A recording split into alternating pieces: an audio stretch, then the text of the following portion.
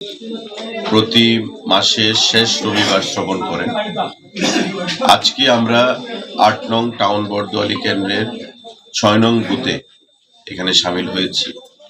উপস্থিত আছেন আগরতলা পৌর নিগমের মেয়র তথা বিধায়ক দীপক মজুমদার, আমাদের ওয়ার্ড বুথ মন্ডলের বিভিন্ন কার্যকর্তাগণ, বিভিন্ন পদাধিকারীগণ এবং সকলের উপস্থিতিতে এই মন কি বাত অনুষ্ঠান আমরা প্রত্যেকে শ্রবণ করি।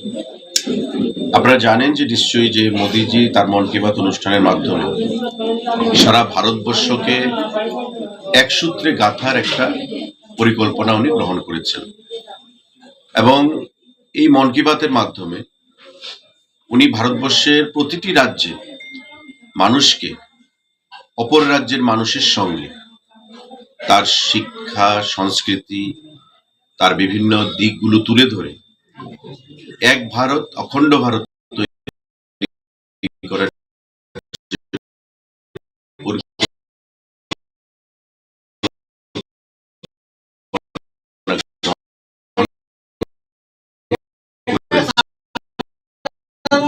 সেটাকে সুচারুভাবে এগিয়ে নিয়ে যাচ্ছে।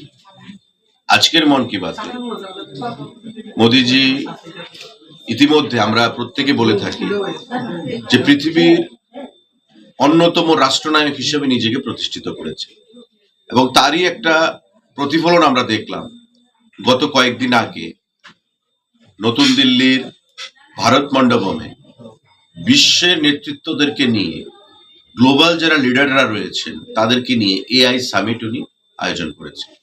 এবং এই যে আর্টিফিশিয়াল ইন্টেলিজেন্স, যা কৃত্রিম বুদ্ধিমত্তা হিসেবে আমরা যাকে বলি, এবং আগামী দিনে সমস্ত দিক থেকে উন্নয়নের নিরিখে কৃত্রিম বুদ্ধিমত্তা বা আর্টিফিশিয়াল ইন্টেলিজেন্স হচ্ছে চাবিকাঠি। তার যে সামিট সেখানে হয়েছে তাতে আমরা দেখতে পেয়েছি ফ্রান্সের রাষ্ট্রপতি, বিভিন্ন মাল্টিন্যাশনাল যে কোম্পানিগুলো যেগুলো পৃথিবীকে নেতৃত্ব দিচ্ছে তাদের সিওরা, বিভিন্ন গ্লোবাল লিডাররা মোদিজির উপস্থিতিতে সেখানে সামিল হয়েছে। আজকের এই মন কি বাত অনুষ্ঠানে শুরুয়াত হয়েছে আর্টিফিশিয়াল ইন্টেলিজেন্স নিয়ে এবং উনি বার্তা দিতে চেয়েছেন যে আগামী দিনে আর্টিফিশিয়াল ইন্টেলিজেন্স হচ্ছে ভবিষ্যৎ, যেটার মাধ্যমে কর্মসংস্থান, যেটার মাধ্যমে আমাদের সমস্ত কিছু পরিচালিত হবে, সেই বার্তা উনি আজকে প্রদান করেছেন। তার বাইরে সামাজিক দিক থেকে, খেলাধুলার দিক থেকে, আমাদের কৃষির দিক থেকে বিভিন্ন বিষয়গুলো নিয়ে আলোচনা হয়েছে। আমার প্রত্যেকের কাছে আহ্বান থাকবে, মন কি বাত এটা আধ ঘন্টা বা ৩০ মিনিটের একটা প্রোগ্রাম বললে ভুল হবে। মন কি বাত অনুষ্ঠান হচ্ছে প্রত্যেক ভারতবাসী। এই বিষয়ে আপনি পরিবার মন্ত্রী হিসেবে কিভাবে দেখছেন? দেখুন, বাংলাদেশের সঙ্গে আমাদের বাস পরিষেবা চালু ছিল। বিগত ১ বছর বাংলাদেশে যে ঘটনাগুলো সম্পন্ন হয়েছে, সংগঠিত হয়েছে, বরাবর আমাদের প্রধানমন্ত্রী, আমাদের মুখ্যমন্ত্রী সেই বিষয়গুলো নিয়ে আলোচনা করেছেন এবং আমরা কখনোই সেই জিনিসগুলোকে ভালোভাবে মেনে নিতে পারিনি। ত্রিপুরা বা ভারতবর্ষ কখনো বাংলাদেশকে আমরা বহির্রাজ্যের দেশ হিসেবে আমরা গণ্য করিনি। বাংলাদেশকে আমরা বরাবরই আমাদের পরিবারের সদস্য হিসেবে, আমাদের ভাই হিসেবে, আমাদের আত্মীয় হিসেবে আমরা মনে করি। বর্তমানেও আমরা চাই বাংলাদেশে যে পরিস্থিতি বিগত ১-১.৫ বছর ধরে চলছিল তার থেকে পরিত্রাণ পেয়ে সেখানকার মানুষ যেন গণতান্ত্রিক চিন্তাধারায় সেখানে বশীভূত হয়ে সামনের দিকে দেশকে এগিয়ে নিয়ে যায়। নির্বাচন সম্পন্ন হয়েছে, আমরা আশা করব নতুন প্রধানমন্ত্রী শপথ গ্রহণ করেছেন, ওনার নেতৃত্বে মন্ত্রী পরিষদও শপথ গ্রহণ করেছে, অর্থাৎ রুল অফ ল সেখানে প্রতিষ্ঠিত হয়েছে।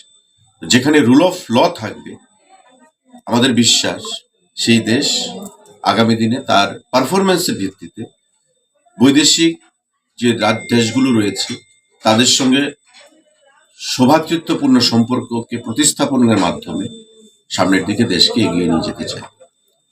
তারই একটা অঙ্গ হচ্ছে আমাদের বাস সার্ভিস পরিষেবা ত্রিপুরার সঙ্গে ভারতবর্ষের সঙ্গে। মৈত্রী, শ্যামলী, আমরা প্রত্যেকেই জানি এটা পরিষেবা ছিল, বিগত ১-১.৫ বছর ধরে সেটা বন্ধ ছিল। সেটা পুনরায় গত ২ দিন আগে সীমিত সংখ্যক প্যাসেঞ্জারকে নিয়ে বাংলাদেশ থেকে সেই বাস এসছে এবং আমরা যা শুনতে পেয়েছি বাংলাদেশের এখানে যে অ্যাসিস্ট্যান্ট হাই কমিশনারের যে অফিস রয়েছে তাতে খুব শীঘ্রই আবার ভিসা সেখানে পরিষেবা চালু হবে, যেটা অত্যন্ত সুখকর এবং একটা ইঙ্গিতবাহী আমরা মনে করি। শুধু তাই নয়, ভারত বাংলার মৈত্রী দীর্ঘস্থায়ী হবে। ব্যবসা বাণিজ্য সাংস্কৃতিক আদান প্রদানের মাধ্যমে আমাদের দুই দেশের সম্পর্ক আরো উন্নতির শিখরে যাবে। সেই জিনিসটাই আমরা নতুন সরকারের কাছ থেকে আশা রাখবো। আমাদের প্রধানমন্ত্রী মোদিজি বাংলাদেশের প্রধানমন্ত্রীকে ফোনের মাধ্যমে শপথ গ্রহণ অনুষ্ঠানে আমাদের দেশের স্পিকারকে পাঠিয়ে, সেখানে বিদেশ মন্ত্রীকে তার আগে পাঠিয়ে বার্তা দিয়েছেন যে ভারত কখনো বাংলাদেশকে শত্রু হিসেবে ভাবে না। ভারত বরাবর বাংলাদেশকে তার মিত্র হিসেবে, তার ভাই হিসেবে, তার প্রতিবেশী একটা পরিবারের সদস্য হিসেবে আমরা তাদেরকে গ্রহণ করেছি।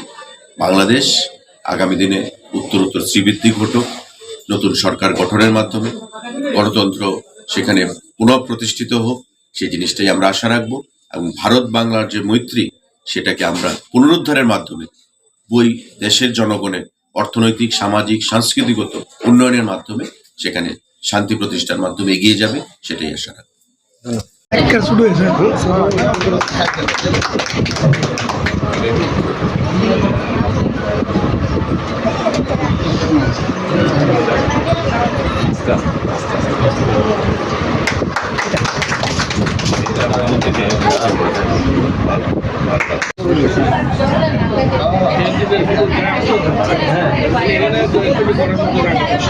সঙ্গে যুক্ত করার একটা উপায় মোদিজি মন কি বাতের মাধ্যমে গ্রহণ করেছে। মন কি বাত অনুষ্ঠান হচ্ছে দেশাত্মবোধ জাগ্রত করার প্রতিটি ভারতবাসীর মধ্যে একটা অস্ত্র। মোদিজি মন কি বাতের মাধ্যমে সেটা করে থাকে। মন কি বাত অনুষ্ঠান হচ্ছে প্রতিটি রাজ্যের সংস্কৃতি বা কালচারকে বিশ্বের বা ভারতবর্ষের অন্যান্য প্রদেশের সঙ্গে পরিচিতি করানোর একটা উপায়, যা মোদিজি মন কি বাতের মাধ্যমে করাচ্ছে। এবং মন কি বাত অনুষ্ঠান হচ্ছে প্রতিটা ভারতবাসীর যে সামাজিক দায়বদ্ধতা, সেই সামাজিক দায়বদ্ধতাকে ঊর্ধ্বে তুলে ধরে সামনের দিকে এগিয়ে নিয়ে যাওয়ার জন্য উদ্বুদ্ধ করার যে মন্ত্র মন কি বাতের মাধ্যমে উনি প্রদান করে থাকেন। প্রতিটি ক্ষেত্রে আমরা শুধু একটি বিষয় নিয়ে মন কি বাতে আলোচনা হয় এমন নয়, বিভিন্ন বিষয় নিয়ে আলোচনা হচ্ছে এবং প্রতিটি কোনো না কোনো ভাবে দেশের উন্নয়ন, দেশের অগ্রগতি, দেশের জাতীয়তাবোধ এবং ভ্রাতৃত্ববোধকে সম্মিলিত করে সামনের দিকে এগিয়ে নিয়ে যাওয়ার জন্য উনি মন কি বাতকে বেছে নিয়েছেন। আমরা তাই প্রত্যেকে আহ্বান জানাবো যে মাসের একবার শেষ রবিবার মন কি বাত আমরা যে যেখানেই থাকি না কেন মন কি বাত শ্রবণ করার জন্য, এবং মোদিজির যে চিন্তাধারা দেশকে নিয়ে, দেশের জনগণকে নিয়ে মন কি বাতের মাধ্যমে যা উনি শেয়ার করে থাকেন, সেটাকে আরো ঊর্ধ্বে তুলে ধরে সামনের দিকে এগিয়ে নিয়ে যাওয়ার জন্য। জয়।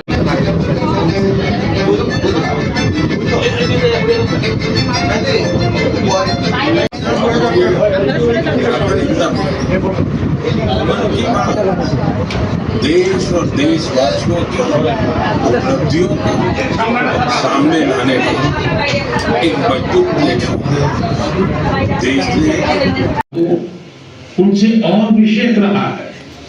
ऐसा इसलिए भी है क्योंकि सरकार में